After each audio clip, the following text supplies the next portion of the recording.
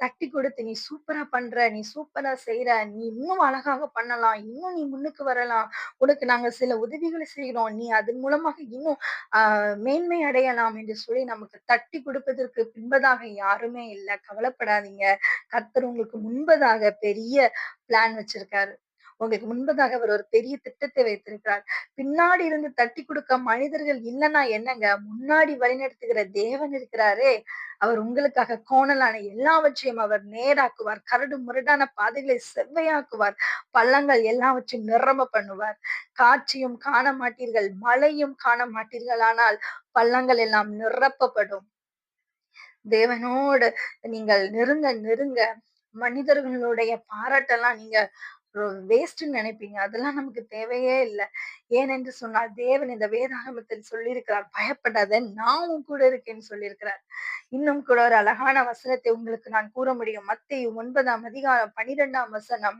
இயேசு அதை கேட்டு பிணியாளிகளுக்கு வைத்தியன் வேண்டியது அல்லாமல் சுகமுள்ளவர்களுக்கு வேண்டியதில்லை என்று சொன்னாராம். அதாவது பிணியாளிகளுக்கு தான் ஒரு டாக்டர் வேணும் இல்லையா? ஆனா சுகமுள்ளவர்களுக்கு டாக்டர் தேவையில்ல. அதே மாரி நொறுங்கப்பட்ட இருதயமுடைய உங்களுக்கும் எனக்கும் தான் என் தேவன் வேணும்.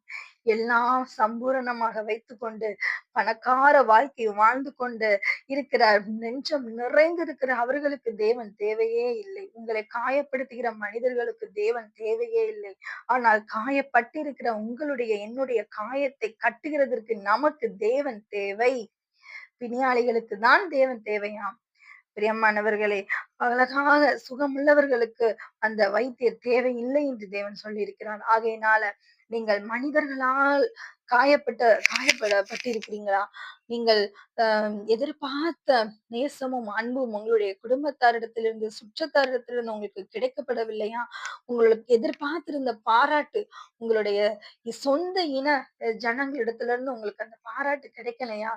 என்கரேஜ்மென்ட் அந்த மோட்டிவேஷன் உங்களுக்கு உங்களுடைய வீட்டில இருக்கிற பிள்ளைகள், கணவர், இன்னும் உங்க குடும்பத்தார்களிடத்திலிருந்து அந்த பாராட்டு உங்களுக்கு கிடைக்கலையா? கவலைப்படாதீங்க. கர்த்தர் தான் இதுக்கு ஒரு பெரிய எக்ஸாம்பிள். அவர் இதன் வழியாக அவர் எப்படி கடந்து போயிருந்திருப்பார் என்று யோசிங்களேன். அவர் நினைத்திருந்திருக்கலாம், என் சொந்த ஜனங்கள் என்னை பாராட்டுவார்கள்.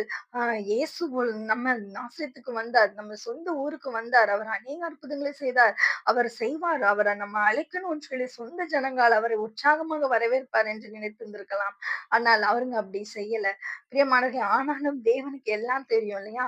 அவர் ஒவ்வொரு ஜனங்களுடைய உள்ளந்திரியங்களை அவர் ஆராய்ந்து அறிந்திருக்கிறார். அவருக்கு தெரியும் இந்த ஜனங்கள் நம்மளை கனவீனப்படுத்துவாங்க என்று தெரியும். ஆனா